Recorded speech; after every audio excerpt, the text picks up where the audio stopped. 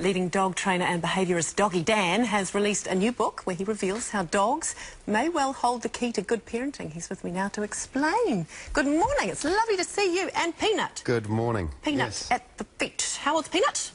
She's 8 years old. Okay, and you've got a couple of kids as well, so you're well set up to be talking about parenting and dog training because you've got the works. I think so. Yes. It says on the back of the book, it says, do you want a calm, peaceful household? Would you like your children to grow up well balanced?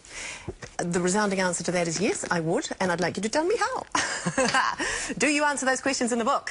Absolutely. I mean, the book touches on a lot of different topics. They're all very important topics, and I guess two of the topics which apply to both dog training and children. I guess the first one would be sort of along the lines of you have to be the parent first before you become the friend. Yeah, very cool. And I mean, you've obviously had dogs a lot longer than you've had children. That's right. When did it become apparent, though, that you could learn from the dogs? Well, I mean, probably from day one I was thinking, you know, there's similarities here, but really, you know, even though you tell everybody this is the same as raising children, isn't it? And a lot of people say, yeah. It's only when you actually have the children, I guess, that you start going, yes.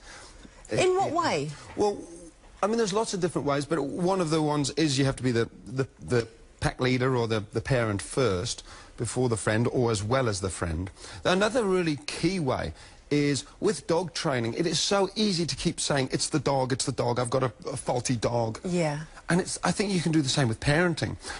And the book is very much about saying, rather than the blame game of saying, my child this, my child that, look inwards and look what you can do and what you can change, and yeah. Yeah, fair call. The thing about you and your dog training is that you don't use force, you don't use aggression, loud voices, that sort of... I mean, how does it work? Well, that's right. I mean, with dog training, you know, I'm a fairly big guy, and I didn't want people seeing me rough and tumbling the dogs and saying, well, that's all right, you can manhandle the dogs like that, but I can't. So I've really, you know, helped develop this method, which is really about winning the dog's mind before you train the dog's body.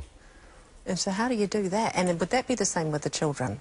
Well, I think it is, because when you become the pack leader with the dogs, half these problems disappear. With a pack leader, though, with a dog, there would be only one, wouldn't there? But I'm thinking in a family, would there be, if there was a two-parent family? I must jump in there. With dogs, there can be lots more than one. Can there? That's a myth. Yeah, okay. There are lots more than one pack leader with dogs. But you need to be as the parent and the pack leader, you need to be the decision-maker, especially, obviously, when you're young. That's right. And so, as with children, you know, you can certainly have more people involved with the children, mum, dad, people who look after the dogs, nannies, all sorts of people, they're minders, and they all really ultimately should be making the big decisions and showing the children sort of, look, you can switch off and be a child because I will take care of all the big decisions. But there comes a time, I would imagine, I don't know what age, where that starts to shift a little. That's right. And the children want to take ownership of that. And that's the difference. I mean, there's huge differences. Dogs have got 4 legs, children have got 2, and one of the other more subtle differences is, yes, with children, you're slowly giving them the decision-making process. As my dad always said, at 21 years old, they make all the decisions and you can let them go. Absolutely. But even with Peanut now, I am still making all the decisions. I decide where she... And she will always be happy with that. As long as you're feeding her and giving her love and, you know... Very happy dog. I make all the rules, all the decisions, and that's why she's not panting, she's not stressed, she's very happy. There's all this stuff going on around her. She's very chilled. She can relax. Yeah. Do you need to be a dog owner in order to get the most out of this book, do you think? No, absolutely not. It's a parenting book. Yep. But if you're a dog owner, you get the added benefit of everything. You kind of can apply it to both. That's...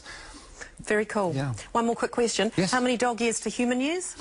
It's 7 years per year, very, very roughly, because all the breeds are sort of different, but the first year counts double. Oh. So when your dog is... in the first year? Yeah, 14 pretty much, yeah. Okay, wow. Into teenagehood within 12 months. That's why crazy. That's why people are struggling in that first year. Thank you, Doggy Dan. Oh, we need to get you back and talk more about this. Would love to. Thank you so much. Good stuff. You can find out more about Doggy Dan's book